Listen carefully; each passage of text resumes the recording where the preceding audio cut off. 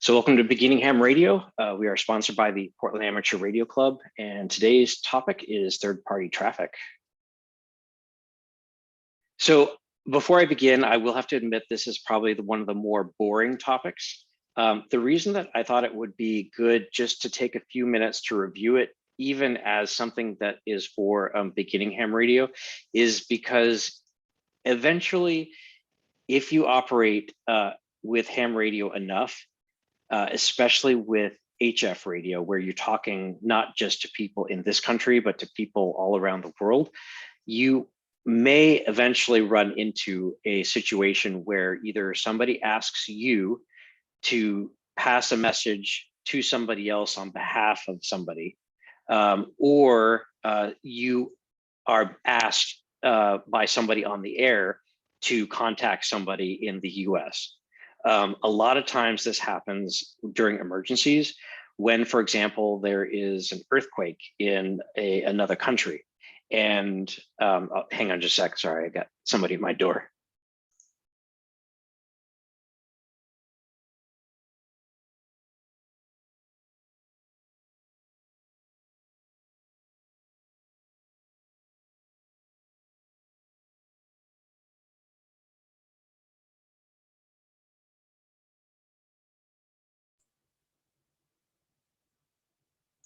Anybody want to tap dance while Max is answering his door? Oh, he's back. I'm back.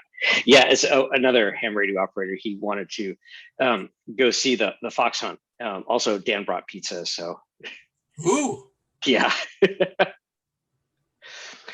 So like I was saying, with third-party traffic, eventually you may run into this, and it's something that you kind of want to keep in your back pocket because it is a law of the US through Part 97, which is the section of the FCC laws that dictate what, as amateur radios, what we can and cannot do. So just a few slides. It's always good to just keep this in mind. This is, I think there are at least a couple of questions on the technician test that talk about third-party traffic. But like I said, it's usually when there is some type of disaster and somebody says, oh, can you please contact somebody to find out if my relative who lives in a foreign country is still okay, or vice versa. Or it could be, hey, can you please send this message? So if you go to Part 97, and if you just type in amateur radio Part 97 in Google, it's very easy to find. And the specific part of Part 97 is Part 97.115. And in it, it says an amateur station may transmit messages for a third party to any station within the jurisdiction of the US. So essentially, you're free to, if somebody says, hey, can you wish my Aunt Mabel in Iowa happy birthday? You say, well, yeah, I can contact somebody in Iowa and they can, call your Aunt Mabel, and there's nothing wrong with that. And vice versa. So if somebody contacts you on the radio and says, hey, somebody lives down the door from you, can you go see if they're okay? There's nothing wrong with that because it's in the US. However, when we're talking about foreign countries, the second part, so any station within the jurisdiction of any foreign government when transmitting emergency or disaster relief communication. So I highlighted that because really in an emergency, it's kind of like almost anything goes. So it's okay to, in an emergency, pass third-party communications to or from people on ham radio. However, the paragraph goes on to say, and any station, and I won't bother reading this, but essentially it says, in a non-emergency, right, you can pass communications to third-party people if the United States has a third-party agreement with that country. So for example, if Mexico has an agreement with the US to say, hey, it's okay to have people from Mexico pass third-party traffic up here and people from here to pass third-party traffic down to Mexico, then it's permitted under Part 97. And I guess I should back up for just a second to, does everybody understand what third party or what the third person is? And I'll just quickly explain it. So if Donna and I, we're both ham radio operators, and Donna has a cousin, right, who's not a ham radio operator, And she says, Max, on the air, she says, Max, can you call my cousin and tell him this message? So Donna's cousin is the third party. So Donna's the first, I'm the second, her cousin is the third. So it's very important to then just know that we're really, as amateur radio operators in a non-emergency situation, only supposed to pass third-party traffic back and forth between countries where we have an agreement. So where do you find this list? The best place to find it, I find, is at ARRL, which is the American, or it's the American Radio Relay League. And that is the sort of the national organization that represents amateur radio for all amateur radio people in the US. They are a private company or a private organization, but they keep a lot of these resources, like who are the countries that we can and cannot pass traffic to. And I'm going to switch screens here. And if you just Google third-party agreement amateur radio, you'll be able to find this specific website. And actually, I think I closed the window for it. So let's do that. So let's just Google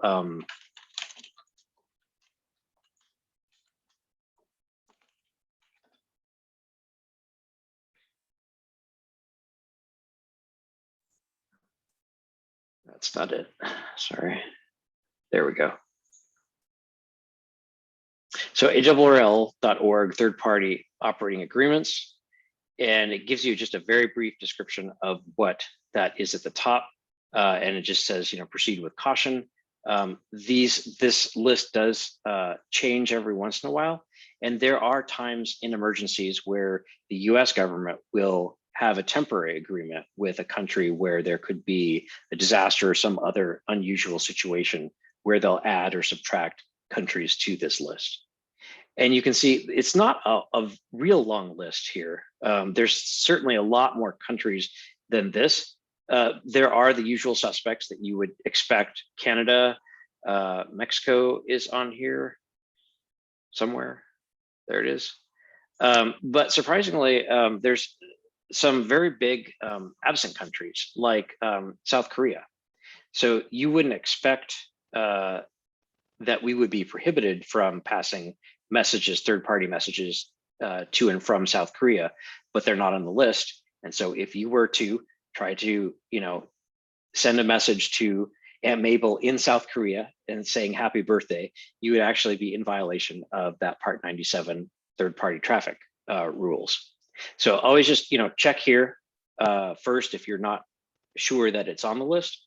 That's always a good idea. Hey, Donna. A lot of Europe is not on the list. Is that, I'm surprised. Do you know why? I actually don't know the reason behind it, but that's a good point. Yeah, there's a lot of countries that are missing from the list. Right. The third party traffic, I'm not going to claim to be the expert in the whole history of it, but I do know that before the advent of the internet, when you actually had to pay money to call somebody in these foreign countries, the foreign country didn't necessarily want this back door where you're passing messages back and forth free of charge. A lot of times these countries would have some monetary gain in, or monetary interest in the telecommunications, or even in the telegrams that were being passed back and forth from people inside and outside the country. So I have a feeling a lot of the reason behind the third party traffic is not necessarily political, as it is more just, this is not now, of course, but in the past, we want you sending messages through something that helps our country make money, whether it's directly through the government or through companies that are operating within that government. Anymore today, like passing messages back and forth to any country is free and very easy. Text messages. You can take phone jacks with you, phone, such as like UMA or Vonage. So it's not so much of an issue today to circumvent passing messages back and forth for free.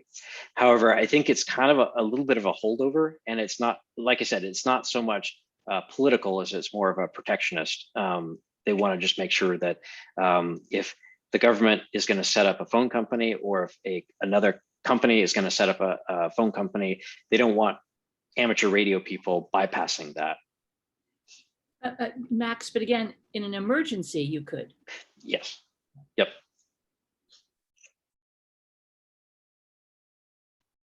All right, so going on, there's a couple more paragraphs to the Part 97 third-party traffic.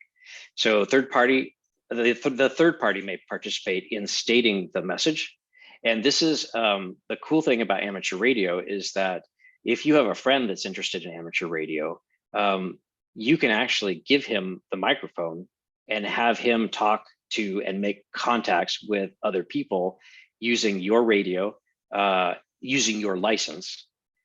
So as long as you are the control operator and you're standing, or you're able to turn off the radio if something goes awry, then you are allowed to let the other person operate your radio, which is pretty cool.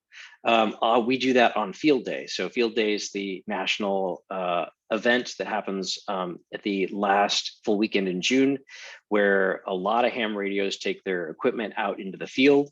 Some people, they just operate from home using a different class. But the cool thing is that when people do come out to Field Day, visitors of the public who may not even know what a ham radio is, they can actually sit down at a radio and start operating as if they were a ham radio operator.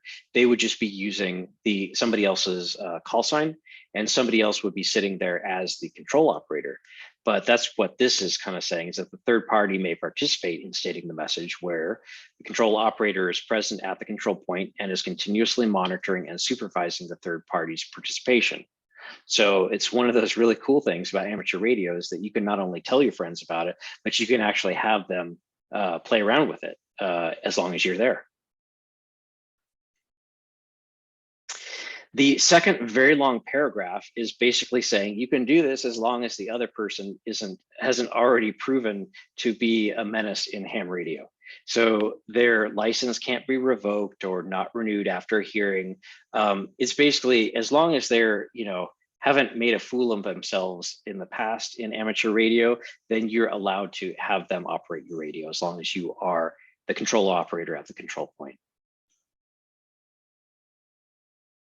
Any questions? Not yet. Cool.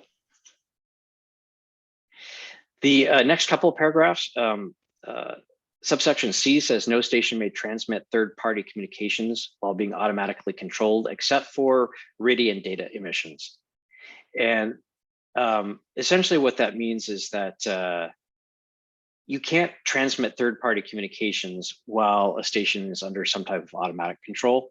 So for example, you can't collect a whole bunch of telegrams or messages, tape record them, and then play the tape recorder and have your radio just broadcast it out.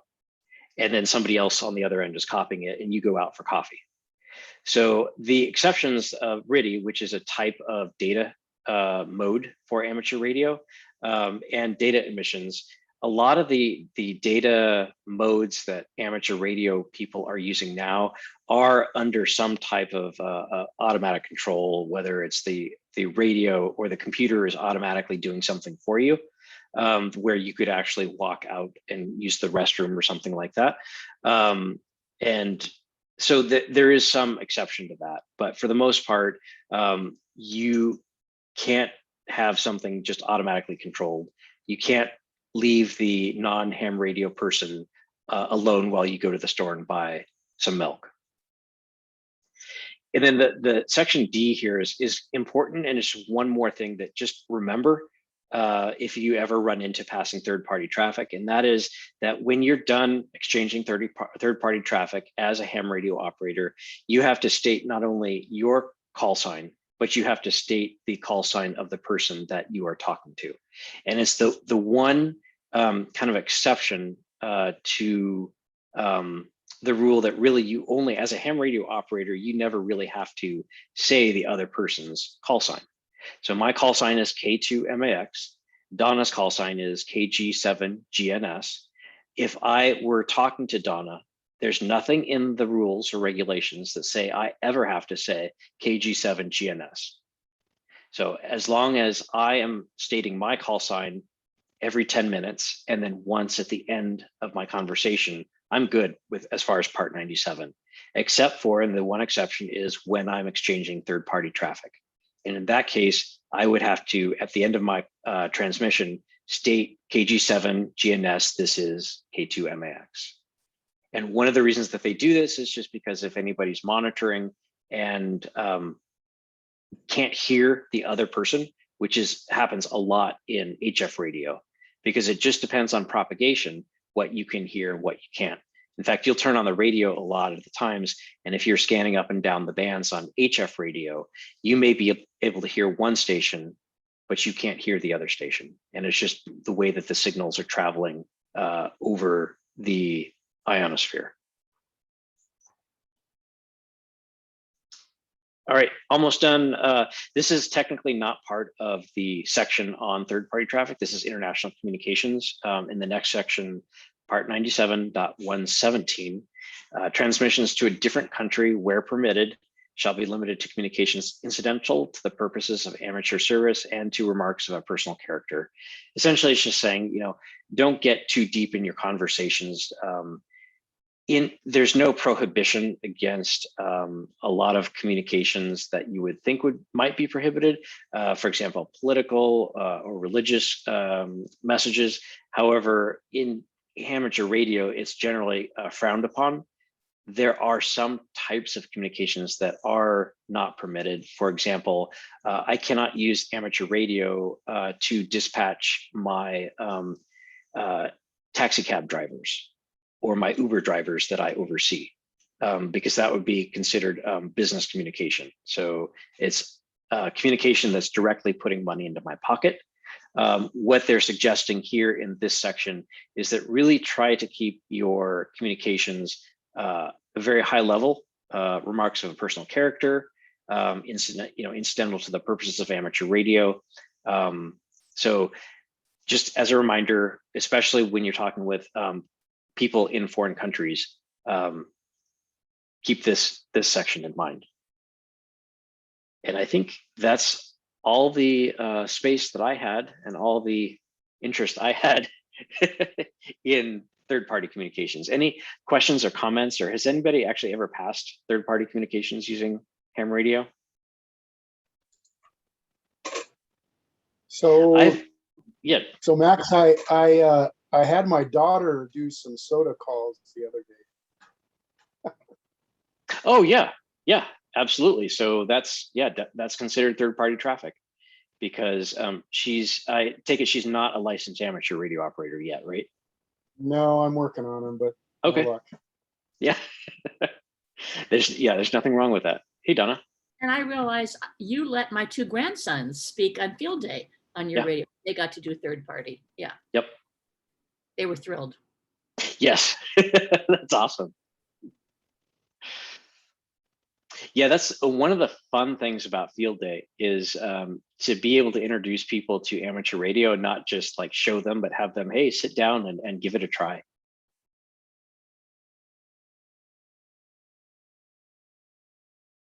Cool. Well, I'm going to open it up to just any questions in general on ham radio. Hey, Scott, thanks for joining. Hey, Max, this is Kirk. Oops. I pointed out, Kirk, I'll take you in just a second, but I pointed out Scott because we talked a couple days ago about the project that he designed. So we're working together to try to figure out if it's a good project, like a kit building project for the club. So we'll have more news on that in a few weeks. Yeah. And Kirk, oh yeah, go ahead, You want to see Scott. the case for it? Let me see. What did I do with it? Oh, here it is. Anyway, this is what the case looks like. So the Arduino will go in there, and anyway, Oh, very nice. that's it. So Yeah. that's the project. Thank you very much. Sure. And Kirk, what were you going to say? I was going to say, is it the Aries groups that practice doing message traffic all the time? Yes. Yeah. So in Portland, it's the NET team that is very interested in emergency communications. They have so for people who are part of, I think nationally it's known as CERT, which is the Community Emergency Response Team. I think in Portland, they renamed it to NET, just because CERT was already taken. But that group has weekly nets, both simplex and through repeater. And so anybody that's interested in emergency communications, if you're not already involved with or at least know of your local CERT team, or CERT, then I would definitely do a little bit of Googling and try to see if there is an organization. CERT, because they are usually a lot of people who are not necessarily amateur radio operators, but are still interested in disaster preparedness, emergency communications. They will use the FRS and GMRS frequencies, which are FRS is licensed by rule, and GMRS, there's really no test other than, can you write a check for, I think it's $65 to the US government. That will get you a license for communicating on the GMRS, or General Mobile Radio Service. But a lot of people, especially in Portland, they end up stepping up to amateur radio, just because more power, more radios that they can actually use. They can use repeaters. So it's a lot of people in the Portland CERT or Portland NET are amateur radio operators. The other place I would look, if you're interested in emergency communications, is ARES, and that's the Amateur Radio Emergency Services. And that is an organization that is run by the American Radio Relay League. And they are definitely focused on emergency communications, maybe a little bit less on the actual preparedness. Do you have enough water? Do you have enough food? But that's another great organization to check out. There's a lot of different chapters, or a lot of different local organizations. So we have one here in Oregon City where I am, but there's also the larger one that's in Clackamas County, and then there's the Oregon organization. Cool. Any other questions? I do have a Sure. question. Oh, go ahead, Aaron. Other than the fact that it would be blaringly obvious I don't have a clue what I'm doing, how would anyone know that I'm not licensed? I mean, obviously the call signs can be made up, but what is the whole regulation behind that? Like, who would know? So Just that's to a great educate question. myself. I have no interest in doing it without a license, but just so I would be more apt to be able to identify somebody who's not legitimate. Yeah, no, that's a great question. The interesting thing about ham radio is that, yes, anybody can make up a call sign. You probably would want to know how to make it up. For example, G7RNV is not a valid American or North American call sign. So there is a pattern that the FCC uses to issue call signs. And the other thing is that when you have a call sign, your name and your address and the call sign that you have in your class is entered into a database that's accessible to anybody with a computer and internet access. So anybody that wants to look up my address can just go to the database and look up K2MAX, and they'll find my first name, my last name, my address, how long I was licensed, and what class of license I have. Not to scare you, because I, just like most, I would say, I don't know about most, but a lot of other amateur radio operators, we end up getting a PO box or another type of address so that we don't, put our street address out on the internet like that. Right. No, So I'm really self-employed, so I have the same thing. I have a PO box, so yeah, I totally yeah. understand. So you could easily use that. The FCC, for those of you who don't know, they're going to be requiring emails and phone numbers, I believe, to be part of the database, but they won't be accessible to the public. So, and it's really just to make sure that if your license is about to be expired, a lot of us, are not so great at keeping up on actual snail mail. And so they have plans, I think, to email you when your license is about to expire, which is kind of nice.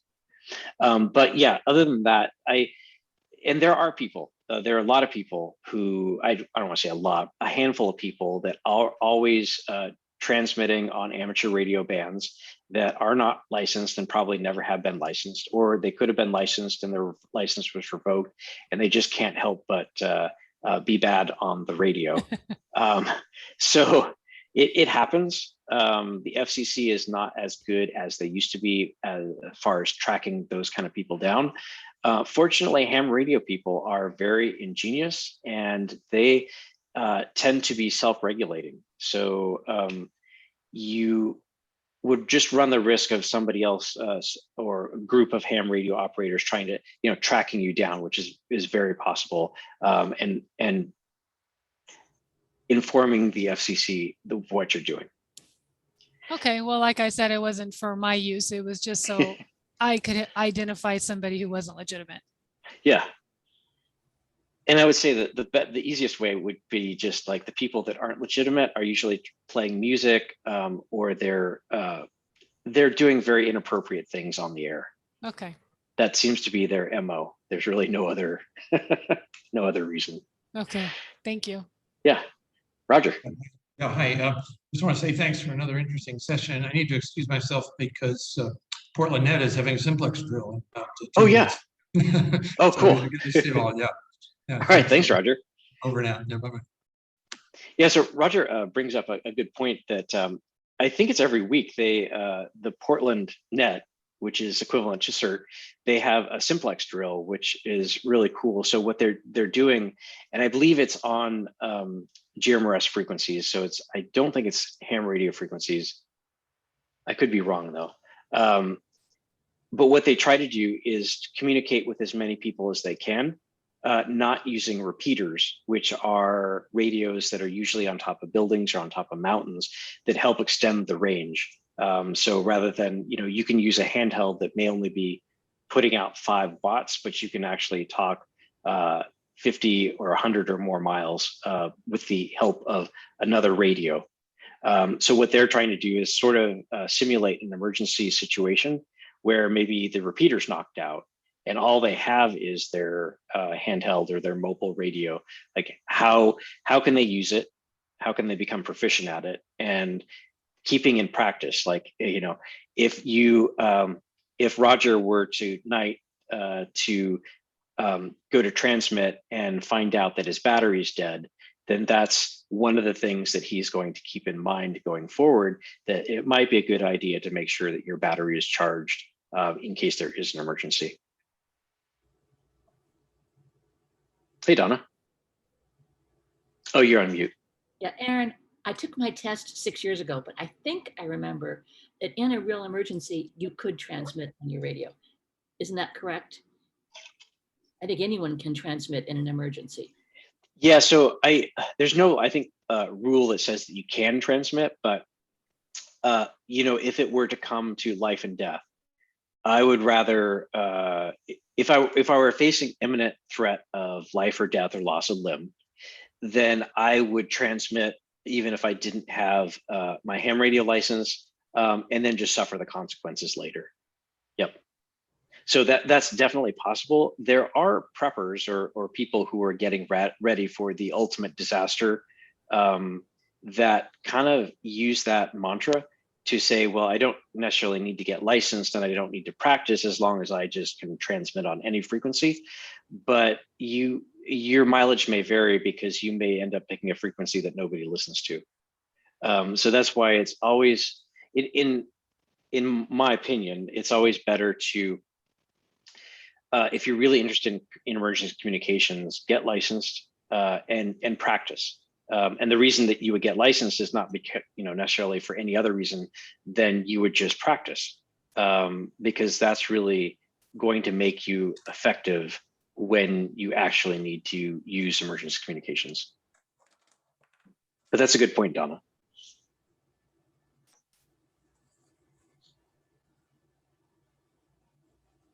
Cool. Anybody with any other questions or?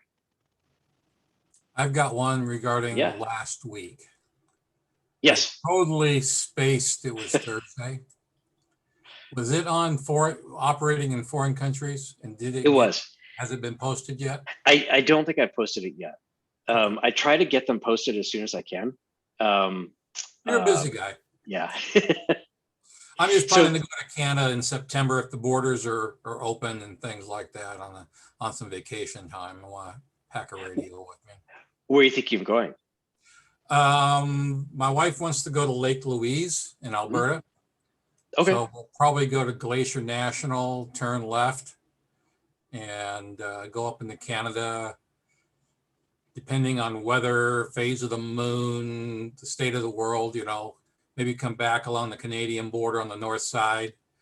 If we can't cross the border or guarantee we'll get home, we may stay in the US and maybe go down to Yellowstone and that sort of thing. We're going to very rent nice for a couple of weeks. So yeah, remember you were talking to me about that because you're going to bring your antenna, right? Yep. That's awesome. Yeah. So Canada is really easy. It's so cool. So if you are licensed in the US, and I'm just going to pull up the slide from last week. Did that show up? Oh, there it goes. There it is. Yep. So if you are a US licensed amateur radio operator, you can go to Canada. You just need to remember to bring your FCC license and your proof of US citizenship. And most people do anyway, because they have to use a passport or a passport card in order to get into Canada. So the only difference is that when you're operating in Canada, you want to use your call sign and then your Canadian identifier. So here's the example here, N1KB, and then you have to say / or in Morse code, use the / symbol. And then the Canadian identifier, depending on where you are geographically. So if you're up in, I'm so embarrassed. I don't know where Alberta is. Is it It's right next to VA2? VC. So it'll be a VE6 or a VA6. Okay, there we go. Do you know the difference between a VA and a VE? Actually, I pulled this off the internet. Or is it from VA to VE, as in a range? That's a good question. I'm going to have to find out. I do not know. Well, I can dig it up. So, Yeah. But And I don't know if it's the different, it can't be the different class of licenses because that's not part of it. But that's a good point, Kirk. Yeah, so you just want to use your call sign / and then the Canadian identifier, depending on which province you're in. So, and I went over this last week. So here's operating in Mexico. That's the way that you can operate in Mexico. Basically, you can't. You used to be able to, but about, I don't know, if it's 8-10 years ago, Mexican amateur radio licensing even, I don't even know if they're licensing people down there anymore. Which is kind of sad because a lot of people from the US want to go to Mexico to the resorts or something and operate their radio down there. And it used to be that you could apply for a permit to operate with your call sign and your radio in Mexico. However, and it wasn't cheap, and you usually had to do it like at least 3 months in advance. And I think it was about $107 for 3 months permit. But anymore, as far as I know, have not been able to find any information on how to do that now. Most things I see on the internet basically say that you can't. It's unfortunate because we do have a reciprocal agreement with Mexico, which means that if you are a licensed amateur operator in Mexico, you can come up here to the US and you can operate just like we do in Canada. It's just not as reciprocal as you would think it is. At least not now. Cool. So yeah, just make sure you, yeah, I guess if you find out, Kirk, let us know what VA and VE, the difference is. Okay. Cool. Any other questions, comments? Anybody thinking about attending the expo? It's a 1 week from today, 1 week from this weekend. So it's the 14th and 15th. I downloaded the all the presentation, not the presentations, but the list of presentations Yeah. from an email I got in the last couple days. I haven't gone through it yet, but I attempted to do the first one. That was what, 6 months ago, 3 or 4 months ago, whenever it was. And Yeah, turned out to be there's kind of a mess. And I never got back to looking at all the presentations after the fact. What's this? It's only $10, so it wasn't the money by any. But I need to review the list of stuff. Yeah, so the list is available. Anybody that wants to go online can just take a look at the speakers. But you have a lot of, here's a small transmitting loop, which are pretty cool antennas because they're for HF, which usually are using large antennas. There's a lot of beginners to very advanced stuff. So just looking through, there's a how to start an amateur radio club at your school. Contesting, which is very popular in amateur radio, basically where you're given a band or bands and a time, could be from 20 minutes to the whole week or the whole month. And you just try to contact as many people according to the rules as you can. Kirk, like you were saying, the one that they had, I believe it was in March, that was their second one. And that was the first time that they actually charged an entry fee. And you're right, it was a mess. I think there were some people fired over the bad technology that they were using. The idea is that if you pay the $10 or you pay the entry fee, then you can go attend the live sessions. Plus, they give you 30 days of on demand.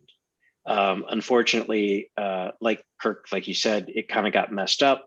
And so what they decided to do was just make it available, the on demand made available to everybody, which is kind of cool because if you want, you can actually just go to, I believe it's available from their homepage. You can probably somewhere here find the previous virtual ham expos that they have. And the last time, I think they had over 80 speakers. And so you can watch any of those on demand. I think they do have you register, but like it's like name and email address, and it's free. Hey, Stevie.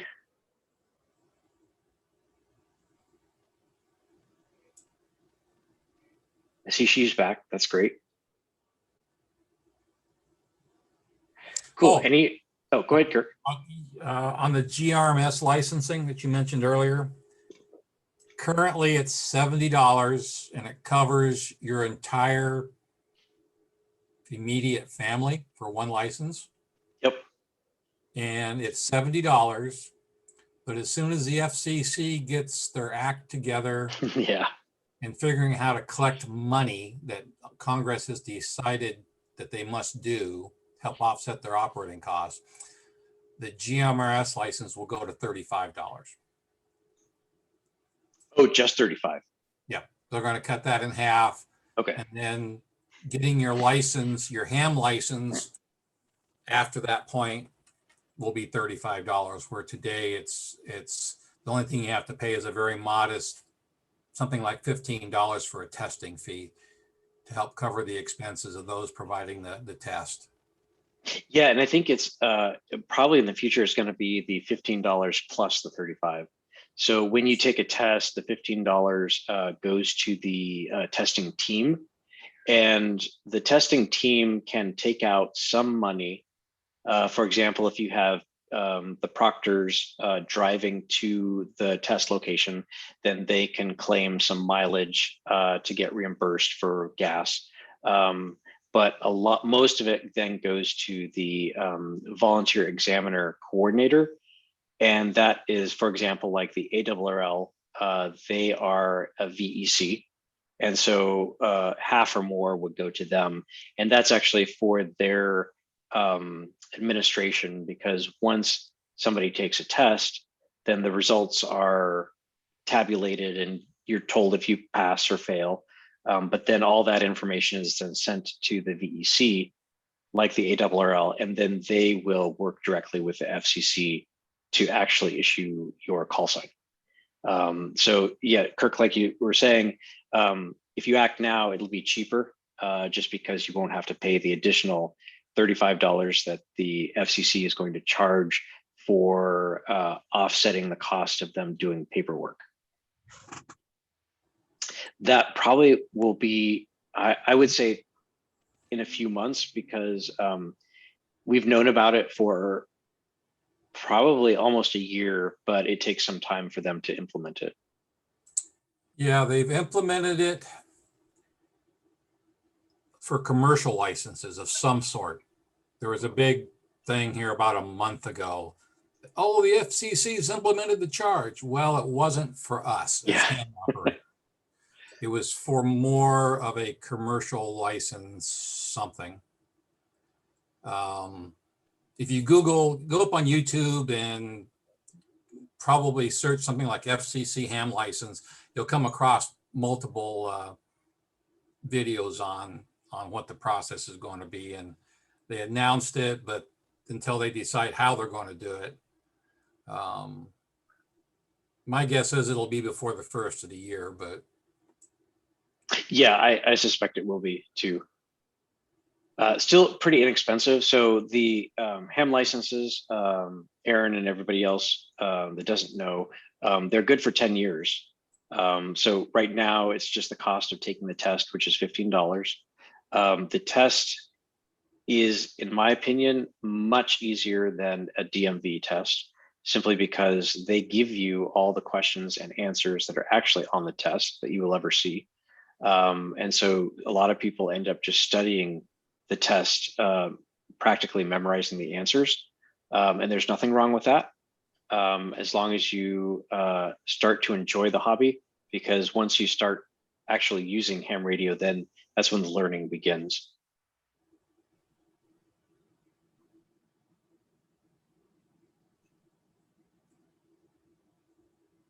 Cool. Any other comments, questions? All right, well, I want to thank everybody for attending tonight. Oh, I'm going to put up the slide for next week. And if anybody has any topics, like future topics, I think I have them through the end of September, but I'm going to be picking some new topics for the rest of the year.